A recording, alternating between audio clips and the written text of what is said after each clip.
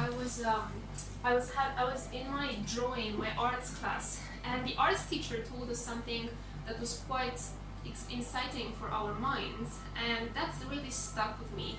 She said that, she asked us a question. Do you think objects like furniture, just objects, do you think they have memory? And of course everyone said no, they don't have. But she actually said yes, they do have. And that was quite an intriguing thing. And they do have actually objects. Everything that we consider that is not living still has consciousness. Consciousness is everywhere. And the way I actually realized it even more, of course you can realize it when you go into a place like a haunted house. This is quite obvious, right? When you go there and you touch an object, you touch, like, let's say a piece of like a jewelry that belongs to a deceased person, and right away you feel something, you feel a memory, you feel an energy, you feel this charge. There is a charge. In the same way, when you go into a haunted place, the walls might be imprinted by the memory of what happened in that place, right? The energy of it. Until you actually reset the energy and you cleanse the place, it has memory. Yeah, and there is a gospel from St. Thomas Gospel, and they ask Jesus, where are you? He said, I am everywhere. If you break the wood, I am there. Yeah. If you break that stone, I am there. So this energy has consciousness, is everywhere. It is everywhere, indeed. This is why it's said that God is everywhere, in everything that is created. If you have consciousness, the table, yeah?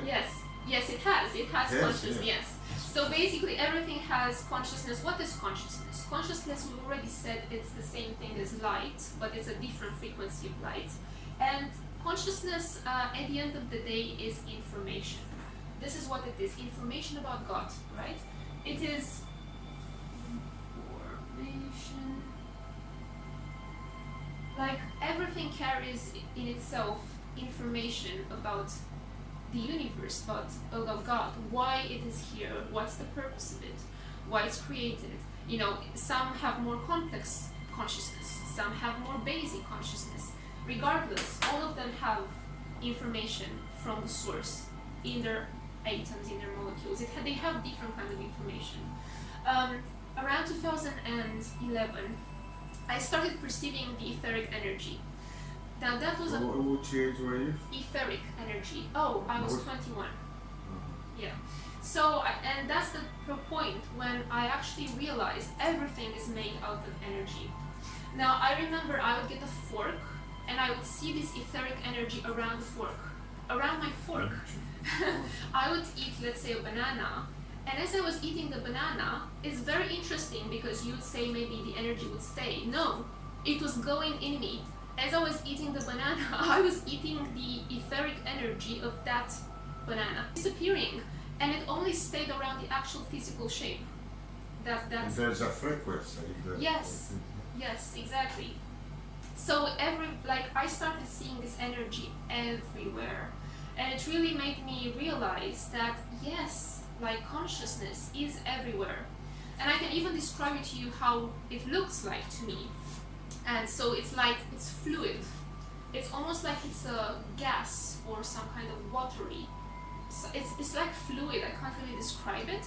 And it usually appears as being silver blue. So this is the color of this energy, silver blue. And it's like a smoke, like gas, but at the same time it's like fluid, right? It follows. If I move my fingers, it follows my fingers. So I actually heard there is a book that is called The Etheric Double. I haven't read it, but it is exactly what I have perceived and experienced myself, meaning that everything in this world has an etheric double. So it is like a double of the physical self. So if you're interested, you might want to look into that book, The Etheric Double. I have, if you be interested, because I study chemistry, it's called chemistry, quantum chemistry. Like there is a frequency, there is an energy, and that smell is a frequency that creates that smell, right? Yeah. So if you sniff lavender, you increase your energetic level because you get energy, right? The smell of an apple, there is a smell, there is a frequency. Yes, Yeah. It's true, everything has a frequency. Like you have the power in see the aura, isn't it? Yeah. Yes, I'm seeing It's this double, beautiful. like this etheric double. Yeah. I mean, I'm also like seeing other things like entities and things like that. I mean, can you see our auras here?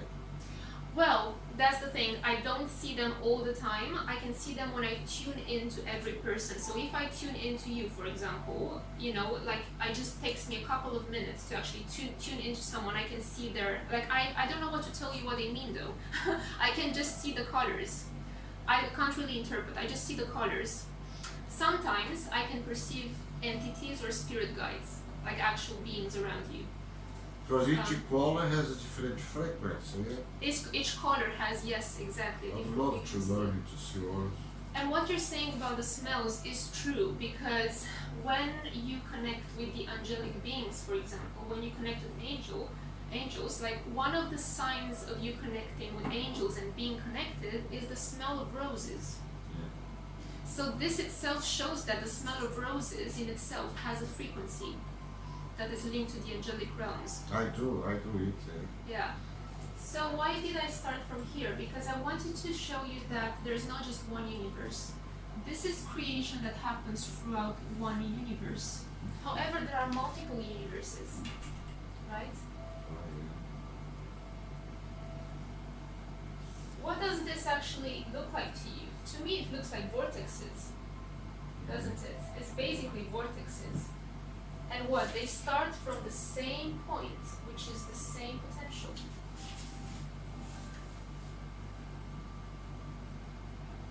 There are multiple universes. So this is creation within one universe, this is creation within another universe, and so on. You could see this universe is chained to each other. I'm going to explain why actually. So you can see them as this infinity symbol or number 8. They're linked to each other. And the linking point between them, so this one here, is this one, is the void. This is the linking point. The linking point is the same void or the same potential.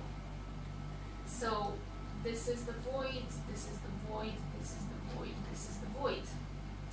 And with this, within this chains, you know, this is one universe, this is another universe, this is another universe. They continue on and on. This is why traditionally, this is the infinity symbol, right? Yeah.